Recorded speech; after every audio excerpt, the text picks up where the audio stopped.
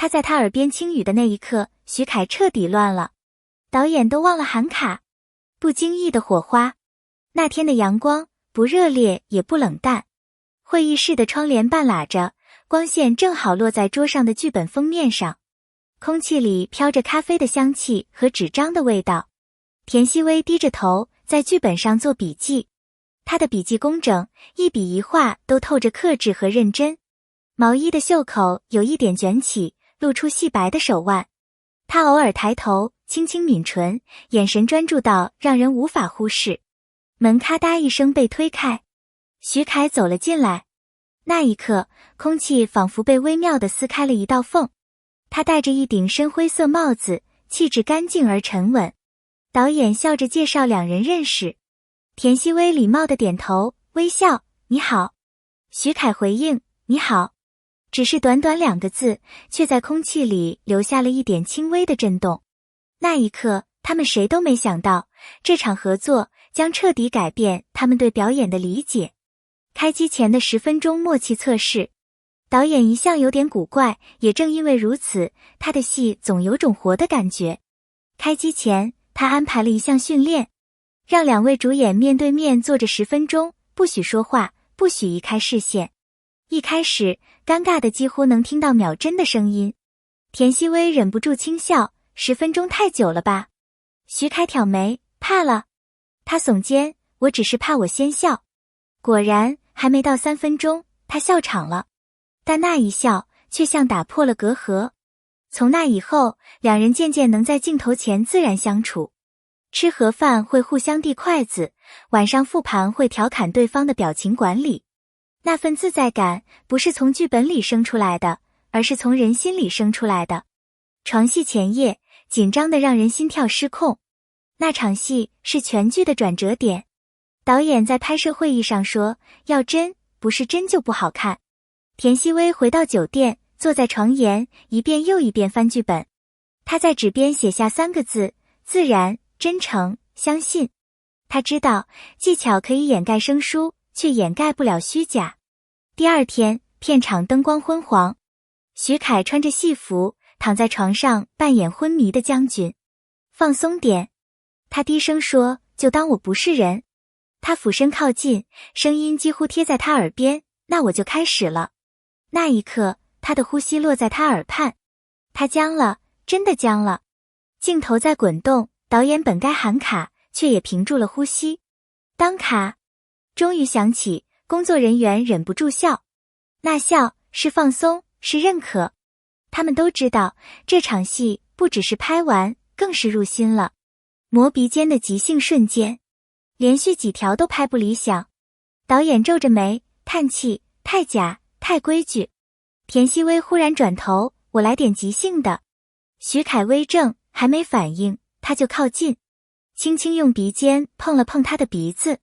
那一瞬间，他的呼吸乱了，真的乱了。摄影师几乎忘记摇臂，镜头捕捉到的是一张微红的脸，一双闪烁的眼。导演猛地拍桌，对，这就是真实，保留这一条。后来，这一幕成为全剧最自然的画面，没有脚本，没有预设，只有2颗心的碰撞。笑场里的默契成长，他们的笑场成了片场的标志。有时候刚对视就笑，有时候靠太近就有人忍不住。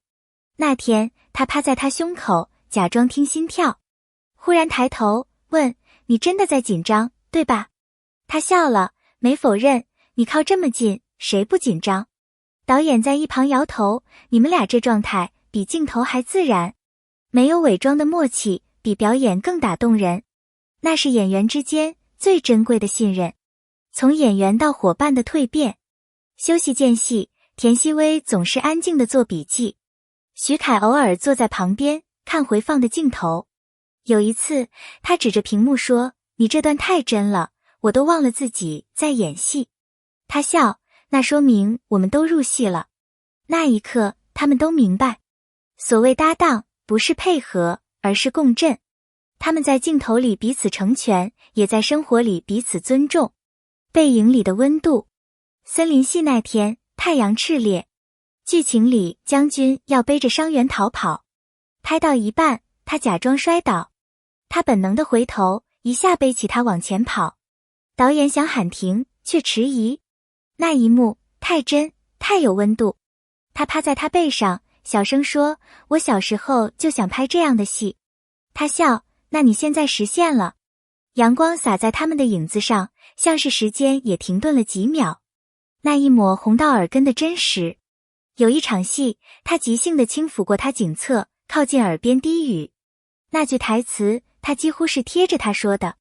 徐凯的反应瞬间红耳，呼吸不稳。导演压低声音，继续。别停。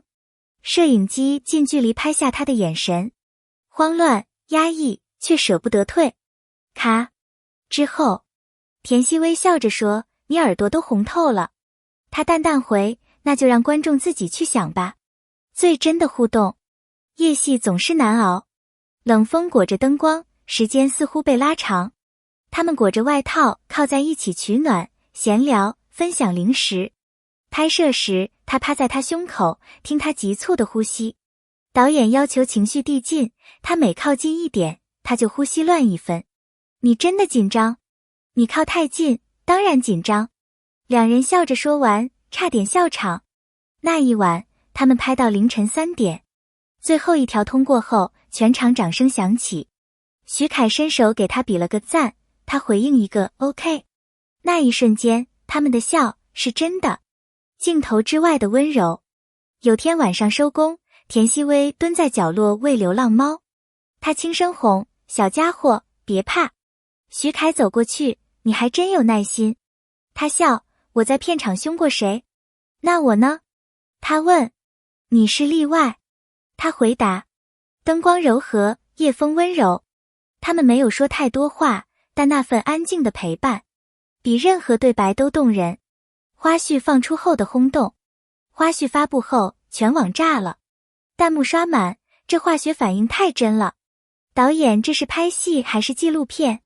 徐凯这次真的慌了，不是演。记者采访时问田曦微：“那场耳语戏，你准备了吗？”他淡淡一笑：“没有准备，我只是想让他相信那一刻是真的。”这句话登上了热搜，无数网友留言：“原来真诚真的能穿透屏幕。”成长与重塑。结束拍摄后，他们都变了。田曦微学会了放松，不再害怕笑场，因为那说明我还在感受。他说。徐凯则更懂得真的价值。观众能看出来，真情是装不出来的。他们都在成长，从表演者变成倾听者。那种由内而外的信念，让他们的镜头多了一层人味。